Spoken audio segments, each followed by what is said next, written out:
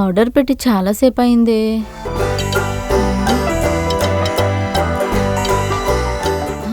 ఏంటి ఆర్డర్ డెలివరీడా?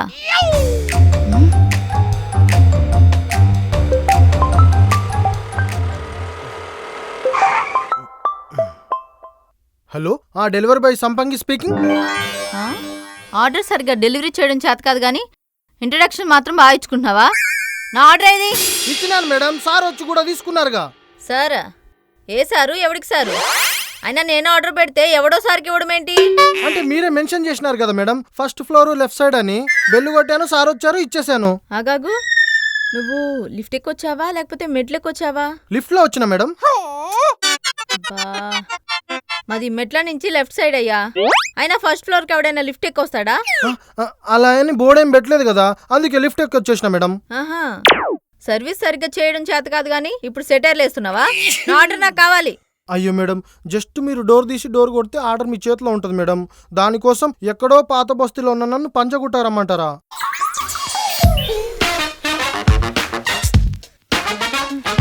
ఇవ్వడానికి వాడికి బుద్ధి లేదు ఓకే, తీసుకోవడానికి వీడికైనా సిగ్గుండాలిగా.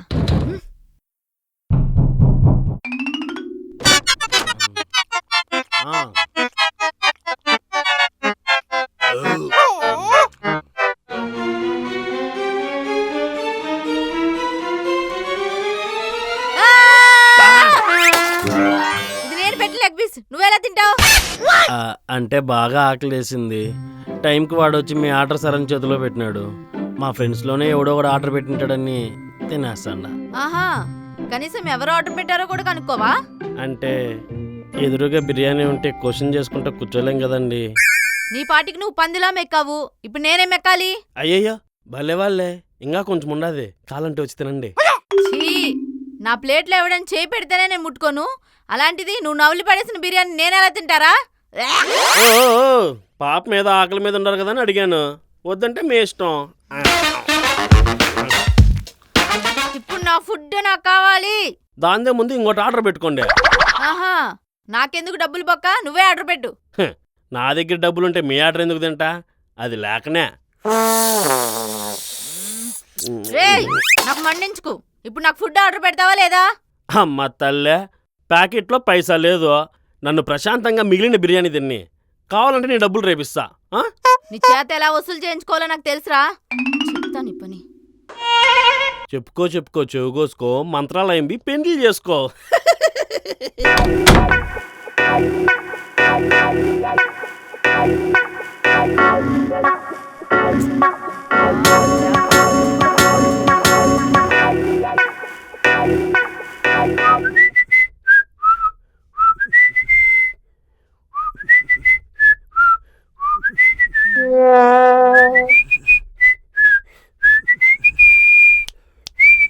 నిన్నెవడో మగాడు ఈరోజు డబ్బులు ఇచ్చేస్తా అన్నాడు. 300 కోసం మగతనం దాకా ఎందుకులేండి, యాక్చువల్లీ ఇంకా రాలేదు, రాగానే ఇచ్చేస్తా. ఆహా, ఇద్దులే గాని నాకు ర్యాపిడో బుక్ అవ్వట్లేదు, నన్ను కొంచెం డ్రాప్ చేయి. ఓహో, మీరు ఇలా వచ్చారా? నీలాంటోడికి ఎలా అయినా రావచ్చులే, నడు ముందు బండి తీ. నేను బండి తీస్తా గానీ ముందు మీరు గేటు తీయండి. ఇదిగో ఆ 300లో ఈ ట్రిప్కు 100 రూపాయలు కట్ చేసుకో. అబ్బో, మిగతాది ఎలా వసూలు చేస్తారో చేస్తా, చూస్తావుగా, చెప్తారని సంగతి.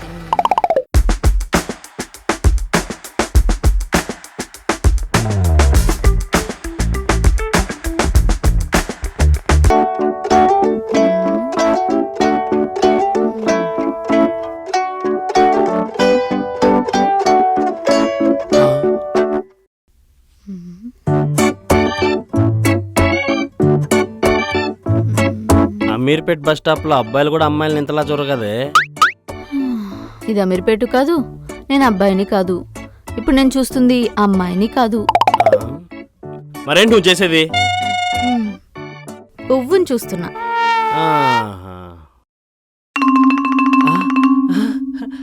నా కళ్ళకేం కాలా, బాగానే కనిపిస్తాండి. అదిగో గోడ, అదిగో తలుపు, అదిగో లైటు, సూర్యుడు.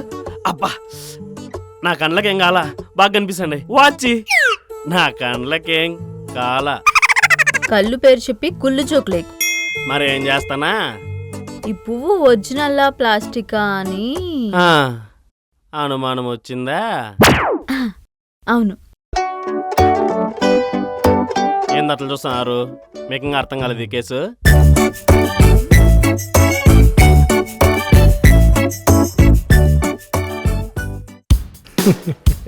అక్క ఉమ్, గంట ముందు రైస్ కుక్కర్లో రైస్ పెడితే ఏమైతుంది? రైస్ ఉడుకుతుంది తమ్ముడు. ఉడకాల్సిన రైస్ ని ఊడ్చేసింది ఎవరో? అక్క ఆఖరికి రైస్ మీద కూడా పడ్డా. ఆహా, కారణం?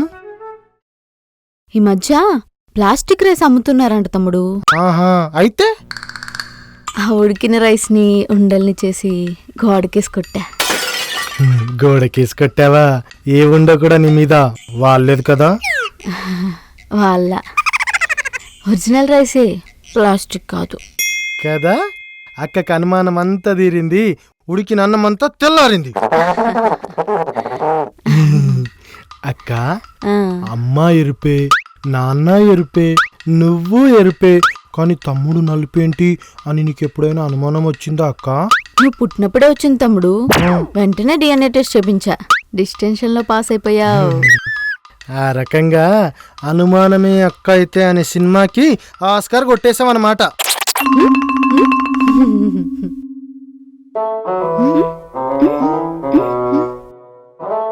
నీ కళ్ళు బాగానే పనిచేస్తున్నాయా?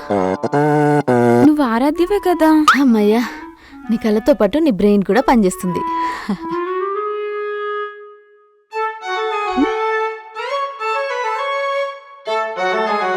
అక్క అక్క అక్క ఏంట్రా? నాకు జాబ్ వచ్చింది అక్క. కంగ్రాచులేషన్స్ రా తమ్ముడు.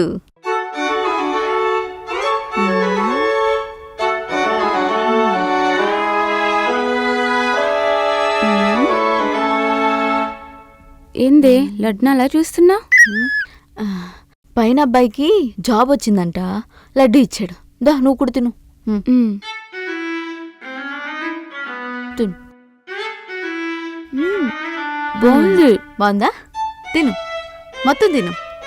హా.